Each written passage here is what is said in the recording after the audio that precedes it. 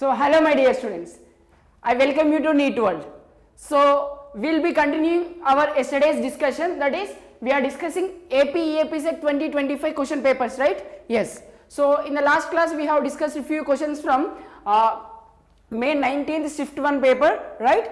So today we'll be continuing that. See now for the next 30 minutes I will be giving you the explanation for all these questions, and also I will be giving you some hints so that you can further you can do further on your own, okay, based on my explanation. Look here, the question says the enthalpy of atomization of methylamine CH3NH2 is this much, 2313 kilojoule per mole, okay. If delta CH bond, I mean enthalpy of this CH bond is given and NH bond is given like this, okay, then they are asking for CN bond. So how can we do this kind of question? See, enthalpy of atomization is given and for CH bond, CN bond, NH bond also given. So we need to find for CN bond. How can we do this kind of questions? See here, very easy it is. Let me take the pen. Yeah. So whenever they are asking this kind of questions, see we have a formula methylamine na. So methyl means we have something like this methyl, okay, and amine, it means NHH, this kind of compound they have given, right? Now this is becoming like enthalpy of atomization is given. So now I can say delta H is equals to, okay, how many CH bonds are there here? See 1, 2, 3. So 3 CH you can write like this, okay, plus, okay, and how many CN bonds are there? CN, one CN bond is there, one CN bond you can write, okay. So now this is the values, like wherever you have CH you need to substitute the value of CH, how much it is? So 414 you need to substitute, 3 into 414 like that, okay, and plus, and how many NH bonds are there? Here one and here one, na? So you can write 2 NH, that's it, okay. So now this is the format you have to consider. So now what is the delta H form value they have mentioned? Delta H value for this atomization is 2313 kilojoules, okay, which is equals to 3 times of, so how much here we have? 414 we have, yes, substitute over here and we need to find the value of this one only, delta H CN. So write it as it is as CN, okay. So what is the number coefficient here? We have 1 only, no? You can write 1, okay, and after this what we need to do? So plus 2 into NH. What is the NH bond value they have given? See here, the given enthalpy of atomization of this is given as NH is given as 389. Yes, 2 into 389. That's it. That's it. We are done with the question. That's it. If you simplify this, you will get the delta H CN bond. Okay, this is the value you can get. Okay, so will you try to solve this kind of the further explanation? Yes, I hope you can easily solve this kind of questions now. See, so whenever they are asking by giving delta H formation, delta H combustion, so this is the way you need to understand. See, if they ask about delta H reaction by giving delta H formation, so you need to write what is the enthalpy of these products, enthalpy of products minus enthalpy of delta H means enthalpy of reactants. Like this you need to take if they are asking for delta H reaction. Here they are asking about atomization. Now atomization value is given for this molecule, complete molecule, will take here and substitute the enthalpy of atomization of CH and NH, like that, whatever the order values they are given, and simplify this, you will get one of this option. Okay, so this is how you have to solve. Hope it is clear how easily we are able to answer this kind of question. Then let us move further. So if you simplify, you will get 293, whatever the values we have taken here, right? So now let us move further. Here also similar kind of question. Again, delta H reaction they are asking, the value of delta H reaction. See, whatever I have explained previously, yes, you can go with the similar kind of approach here also. See, delta H reaction for these they are asking. See, delta H value of delta H reaction for the reaction is given like this in kilojoules they are asking, given enthalpy of formation is given. See, whenever enthalpy of formation is given, see, enthalpy of formation of all the species CO, N2O, N2O4, NO2, N2O and CO2 is given, like values are given here like this. Okay, now using this value we need to find the delta H reaction. Okay, what is the enthalpy change during this reaction they are asking, right? So now you just simply write delta H reaction. Okay, whenever formation values are given, see formation values are given na? So what are the things forming here? See, N2O is forming and CO2 is forming, right? Now you have to take whatever the forming things are there na, that you have to take. It means delta H, summation of delta H products, okay, minus summation of delta H reactants you have to take. Like this is the basic format you need to use here to solve this kind of questions. Okay, so now delta H reaction. So what are the values they have given? See, what is the coefficient here? We have 1. This is the product only na? These two are products na? So 1 into for N2O 1 2 3 third value, see 1 2 3, so 1 into 81 you have to take place. Okay, place. Then next, what are the other product? CO2, 3 into what is the value for CO2? So CO2 is second, so value second is here, minus 393. Hope it is clear how easily we are solving this kind of questions. Place, these are the products, no? Yes, I have substituted the products. Now what about the reactants? See, minus we have in front of these reactants. Now take the bracket. What are the reactants? We have N2O4. What is the value for N2O4? That is the last one. This is 9.7. So take the 9.7 value here. Place, and what is the other reactant? 3CO is there, na? 3 into what is the value for each CO? So CO value is, see, CO first one. So CO here minus 110. Okay. So if you simplify this, that's it. If you simplify this, see everything is there, just we need to simplify that and you will get the final answer. Hope it is clear how easily we are able to solve this kind of questions. Delta H reaction is clear now. Delta H reaction, enthalpy change in a reaction, you can solve by simplifying this, you will get the final answer. Okay, so that will be around 778 or 777. 777 minus 777 you will get the answer by simplifying this. Okay, so I hope you can solve further, because you need to try this. See, I already did these all questions. Okay, so now it is time for you to do the questions. Okay, so whatever the approach I have given, use that and do the final answers. Okay, the last class also I have discussed, but in the last class what I felt is I was used to discuss very clearly each step by step. See, here also I am discussing step by step, but I am not wasting my time on simplifying it. Why? Because in the last class, if we have used for simplification also, but it took too much of time for that and we have solved very few questions. But in this class, I will be giving you the complete idea, the final answer, you should get the value. Okay, so now look here, at T Kelvin, the equilibrium constant for the reaction, this is the reaction, equilibrium reaction is given here. This is the equilibrium reaction mentioned. Okay, mentioned. Okay, let me take pen 1 second. Now equilibrium constant for the reaction is given, this one, 6 into 10 power minus 2. At equilibrium, if the molar concentration of H2, NH3 and NH3 are given like this, and they are asking the equilibrium concentration of dinitrogen. Very easy, simple question. See, so this is the reaction they are given now. How do we write equilibrium constant for that? See, Kc equals to equilibrium constant equals to right, product concentration minus by reactant concentration. Concentration of product. What is the product there? Ammonia. So what is its coefficient? Coefficient here we have is 2. Okay, write that 2. And in the reactant side what we have? N2. So N2. Okay, what is the coefficient here? We have 1.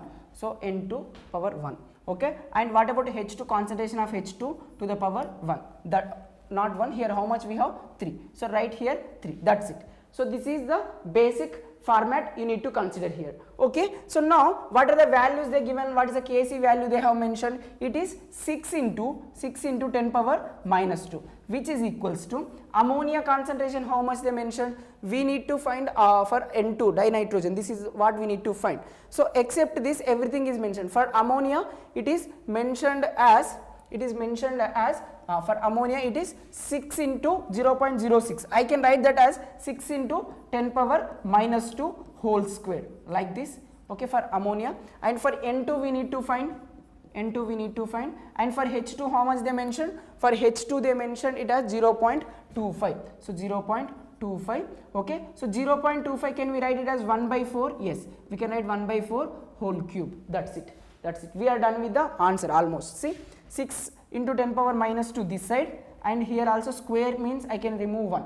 Okay, so we can have this concentration of N2, okay, into 1 by 4 like this. We have cube, which is equals to 6 into 10 power minus 2. This is the value we are remaining with. So 1 by 4 we have now. So I can write from here. So N2 equals to, so we can send this side 6 into 4 into 16 into 10 power minus 2 I am writing. Why I have written 4 cube we have now, 1 by 4 cube. So if I send this side, yes, it will become 4 4 ja 16, 16 4 ja 64 into 6. That is what we need to do here. So 64 into 6, 64 into 6 into 10 power minus 2. So this is our value. So here we will be getting how much?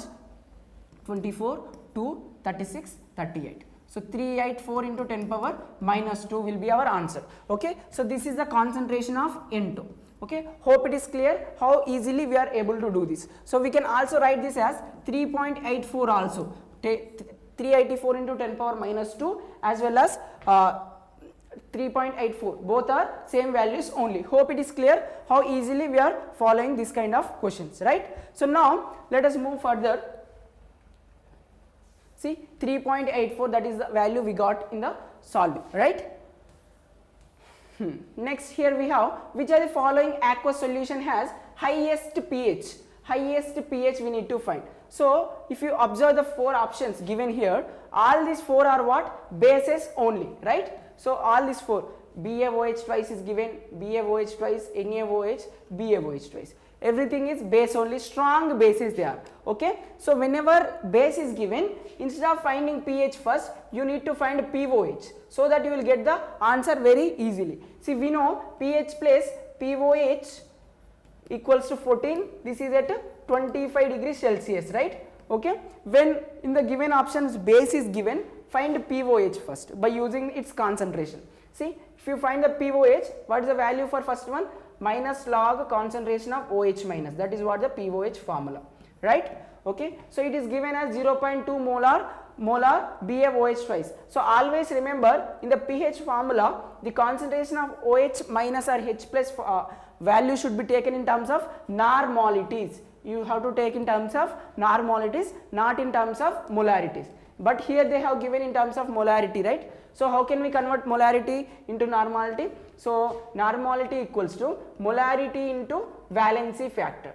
Okay, so what is the valency factor of this BaOH twice? It is 2. Why it is 2? One BaOH unit can release 2 OH minus ions, no? Therefore its valency factor is 2. So I can say 0.2 into 2 gives 0.4. This is the normality of this BaOH. So you can substitute here. So you will get minus log OH minus concentration is 0.4, right? So I can write this as, so this as how can I write? Minus log in the bracket I can say. So 0.4 means 4 into 10 power minus 1 I can write, right? So now minus log 4. Minus log 4 means what? See, 2 log 2 we can write now. Yes. So we can write like this, and minus of this log 10 power minus 1 we have. See, I am adding each step here in order to make you feel clear with the concept. Okay. So now here already we have minus, here minus log 10. So can I write it is minus of minus plus 1? Yes, we can write plus 1. Okay, and again minus log 2 square. It means 2 into log 2 means 0.3. So 2 into 0.3. So this will be 1 minus 0.6. So 2 3 is 6 now, 0.6. I can say POH value is how much now? This is 0.4. If POH 0.4, so from this POH is 0.4. So now substituting here, pH equals to 14 minus POH. So from here we will get pH equals to 14 minus 0.4. That is what POH. Okay. So POH is how much? 0.4. So this will be 13.6. So what is the pH we got here for this solution? 13.6. If you do similarly to the other solutions also, you will get the value lesser than this. I have already tried. Now you can try for these questions. See, for example, these you will get pOH equals to 1 you will get. Okay, just simply by looking at the question itself we can answer. Okay, so now from this pH will be how much? pH will 14 minus 1 means 13 only. So 13.6 is higher value than this now. Yes, that's why first option is correct for this particular question. Hope it is clear. Yes, if it is clear, please click on the like button first. Yeah, so let us move further.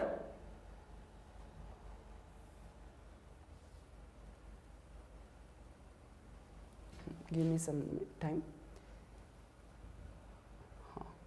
Which of the following is not related to removal of permanent hardness of water? So tell me, so which of these? So how can we remove permanent hardness of water? Now first of all tell me how this hardness is caused to the water. What is the reason for the hardness of water? Yes, so hardness of water is due to presence of group 2 elements like calcium Ca+2 or magnesium +2 in the water.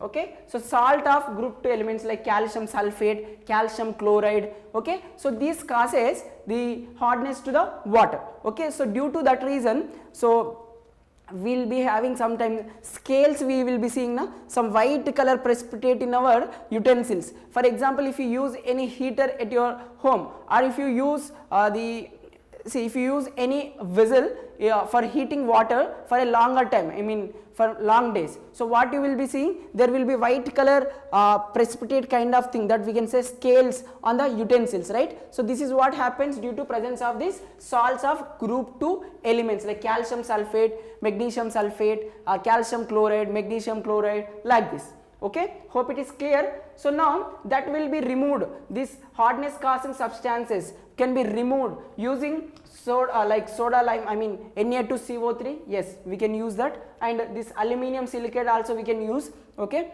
so and this is called Graham salt, sodium hexametaphosphate. Graham salt is also used. We can also say calcium calgon. So what is the use of this? So we can use to remove the hardness causing substances like this. What is the name of this? Calgon. Okay, so this is the general, I mean generic name I can say. And what is the name of the salt? So it is also called as Graham's salt.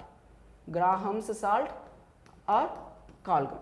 Hope it is clear. And here this is not the one we cannot prefer to use as a permanent removal of permanent hardness, for the purpose of removal of permanent hardness. We cannot use this sodium phosphate. So this is the answer you need to take, because they are asking not related. So that is not related. Okay. The next question is, next question here we have is E naught of the reduction potential, E naught of a metal transferring. See, E naught they have mentioned like this. They have mentioned E naught of M plus is converting into M. So what does it mean? The plus charge is becoming 0. It means number is reduced now. So we can say reduction. Okay, E naught of standard reduction potential is highest with negative sign. Okay, for a alkali metal X. Okay, they are saying one alkali metal is there. For that alkali metal M having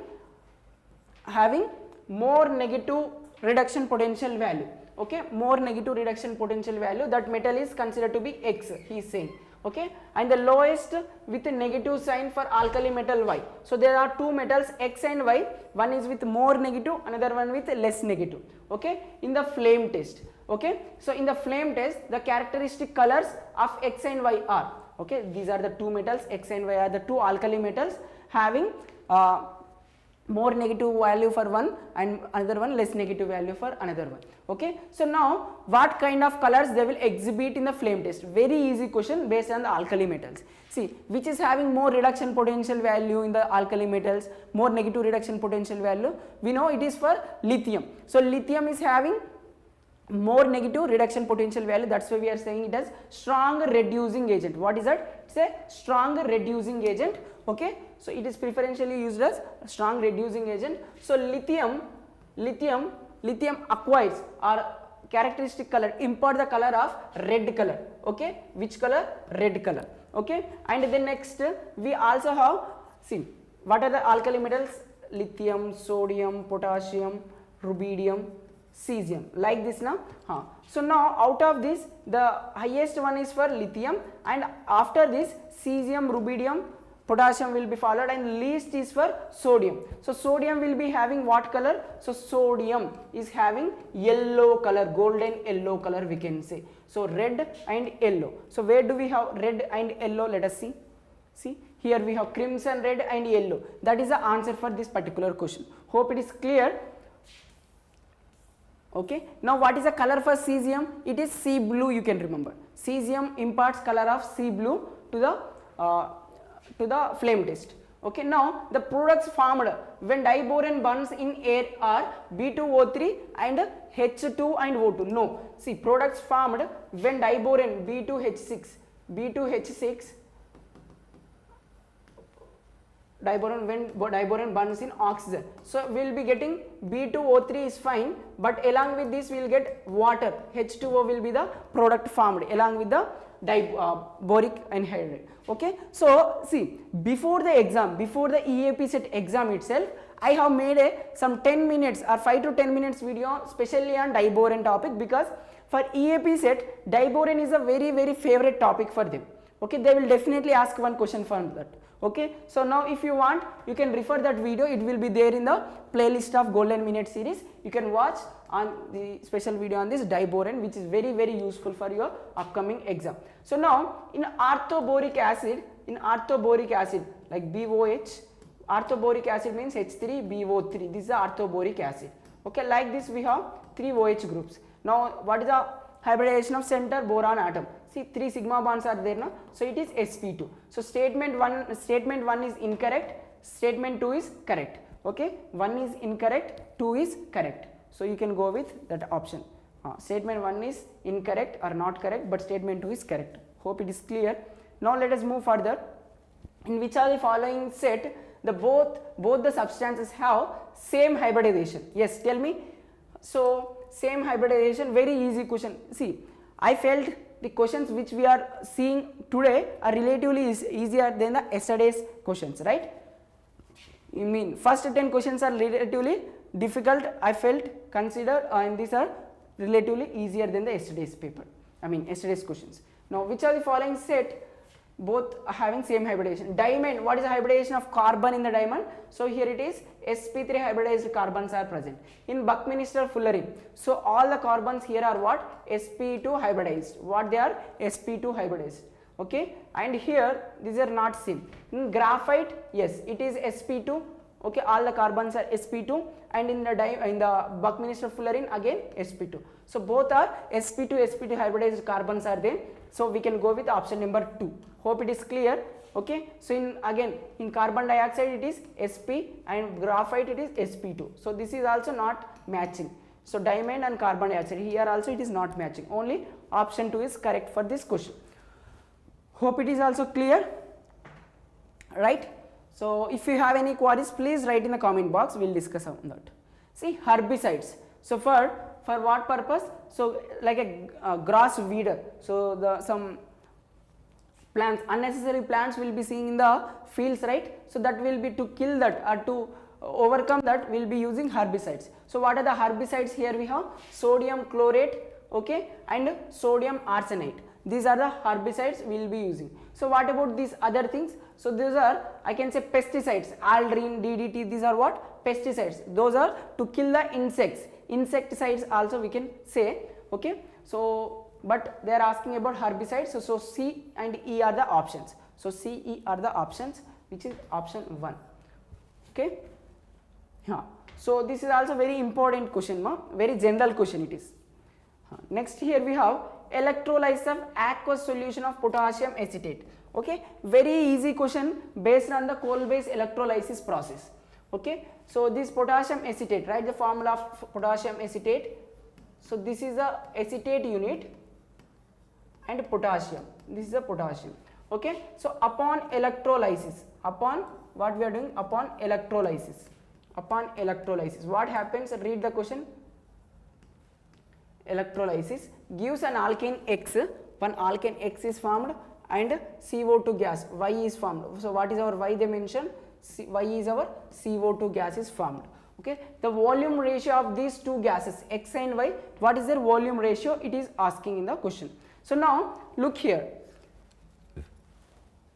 see, if we are doing coal based electrolysis of this, so what happens, so breaking of this like electrons takes place, I mean separation of electrons takes place, and will generate a free radical here, acetate free radical is generated and one electron is lost from here. So this electron, so when we are taking this as 2 moles, so what happens, so this electron will pair up with this, I mean by using the electron from this sigma bond, so that CO2 gas is evolved here. What is evolved here, when we are taking 2 moles, so 2 moles of CO2 gas is evolved, and along with this, see, out of this sigma bond, one electron is going with the carbon CO2 and forming CO2 gas, and one electron is only staying with this methyl. Okay, so that we will get 2 moles of methyl radicals, right? So these 2 moles of methyl radical will combine with each other and form CH3 CH3. See, both of them are having one electron now, so they will form a bond like this, and we will get a alkane. So what is the name of this alkane now?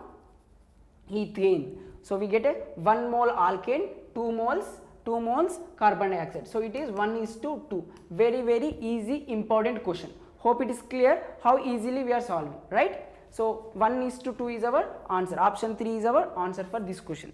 Okay, and you know, we have a special discussion on this coal based electrolysis and all other related like decarboxylation, decarbonylation, all things are discussed in the hydrocarbons chapter. That will be there in the playlist, you can watch it. Okay, very important. We have given a very clear explanation before the EAPCET exam itself. Then next, the correct sequence of reactions involved in the conversion of, again question from hydrocarbons only. Okay, both questions are hydrocarbons and both are general questions, easy questions. N-heptane is given, take the formula of N-heptane. N-heptane means 7 carbons should be there like this, 1 2 3 4 5 6 7 carbons are there. So now this has to convert into benzene. So benzene means 6 carbons only should be there like this. Okay, so what are the conversions we can make, they are asking. First of all, we need to convert this open chain structure into closed ring. Okay, it means we can do, see what are the process they given. So isomerization they given, okay, oxidation they given, no, and aromatization they given. See, we using these 7 carbons, we make a stable ring of 6-membered benzene. Okay, like this. So we got a benzene ring here like this. Okay, we got a benzene ring here, 6 carbons only there. So let us substitute 1 more carbon here. We got a toluene here. So this is the product formed upon aromatization. Okay, aromatization is done. Okay, we have aromatization in two options. Then next, oxidation. Okay, so we'll do oxidation. So upon oxidation, what happens? The ring will not get disturbed because it is aromatic, very stable ring. Now what happens is, whatever the methyl group present over here, that will be converted into COOH group. Okay, so I am writing COOH group. So upon complete oxidation of this methyl group, carbon converts into carboxylic acid. So that we got benzoic acid as a product. Now this benzoic acid, see, I want from this benzoic acid, I want this benzene. It means what I need to do, I just want to remove this extra benzoic like carboxylic acid group. It means just by removing CO2, see, 1 carbon and 2 oxygen, if we remove, that is what we can say, decarboxylation. See, decarboxylation process we need to make, so that we will get the benzene as a product. Hope it is clear. Reduction means from this we will get, maybe we are getting alcohol or something like that, but what we required a benzene ring, but it means we need to remove this carbon part from here. So if we remove that, we will get a CO2 gas, that is what decarboxylation. Option 3 is the perfect answer for this question. Hope it is also clear. Now I also wanted to say that, see, few of you are watching the videos regularly, that is really great, but you haven't subscribed the channel till yet. So please click on the like button and subscribe button, so that you will get the daily updates, and it will also make us to feel boosted. Why? I mean, yes, students are watching us really, and it is really helpful for them, and they are really giving a positive feedback. This kind of mindset we might also create, right? So please just click on the subscribe button, it will be helpful for you. Okay, next, a compound consists of atoms A and B. Let us understand, very easy question. Again, this is from what? Solid state chemistry. Okay, let us understand. A compound consists of atoms A and B. Atom B forms HCP lattice.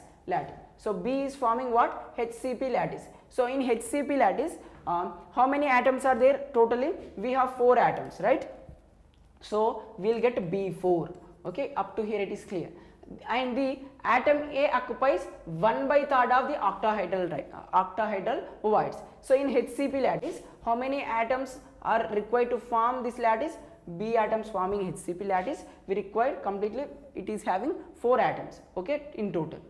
Okay, so now in HCP we have 4 octahedral units, 4 octahedral voids and 8 tetrahedral voids are there.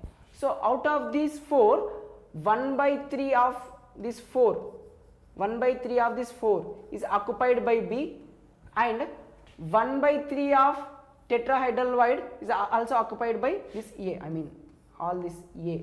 So 1/3 of 8. So these are the sites occupied by A. Voids are occupied by A and B is forming the HCP unit. This is how you need to understand. So from this, make it clear. So A, how many A's are there? 4/3 plus 8/3. So can I write it as 12/3? Yes, we can write it as 12/3. So 4 plus 8, 12, 3 in the denominator, so we can write 3. Okay, so LCM is also 3, that's why 3. So 3 1s are 3 4s are. Now how many units of A is there? A is also 4 times. A4, B4. So A4, B4 is there now. So if in the given options, if you have directly like A4, B4, you need to choose that as your answer. But in the given option, it is not as A4, B4, it is just given as 1:1. It means AB. Yes. So we can also go, see, just remove these 2 numbers so that we will get AB formula unit. Okay, this is a formula unit we got. So we have option number 4 as AB, that is your answer. Hope it is also clear. Let us move further. The mole fraction of glucose and water respectively in 20% aqueous glucose solution. Okay, so Jitendra Nath, yes, I am expecting answer for this question also. Whatever you are seeing on the board, can you try to answer that? Yeah. So what are the mole fractions of glucose and water respectively in 20% weight by weight percentage is given. So what do we mean by 20%? 20% weight by weight. Weight by weight percentage means, so here 20 grams of glucose present in 100 ml of solution. So what is a solution here? 100 grams of solution. 100 weight by weight, both are weights only now. So 20 grams present in 100 grams. Okay, so it means glucose weight is how much? Weight of glucose is 20 grams and weight of water is how much? Weight of water is 100 minus 20, you can say 80 grams. Okay, like this we have to take. Now we know mole fraction formula. What is the mole fraction formula for glucose? Number of moles of glucose by total number of moles, that is N glucose plus N water. This is the formula we need to use here. So in order to get this number of moles of glucose, from these you can find number of moles of glucose is equals to weight of glucose. How much we got? 20 grams. And what is its 20 grams? What is its molar mass? It is 180. Yes, simplify this, you will get the Ng, number of moles of glucose. And from here you can find NH2O, that is weight of H2O is how much? 80. Okay, and its molar mass is how much? 18. Okay, by taking this, by simplifying this, you will get Ng and NH2O. Substitute here, you will get one of these answers. Hope it is clear how easily we are able to solve. Okay, so now we know N glucose plus mole fraction of glucose plus mole fraction of water, total sum will be equals to 1. Find N glucose, mole fraction of glucose, and you can also find from this relation mole fraction of water also. So this is how you can try, and if you have any queries, Any queries, write in the comment box, and we will be continuing our remaining questions in the next session. Now you will be having physics class. Okay, hope it is helpful and clear. Everything is clear. And Susmita Sahu, hi sir, मैं एक ही हूँ. Okay, yeah, it's no issues, but you try to listen it. If you have any queries, you can write in the comment box, and we will be having physics class now. Thank you.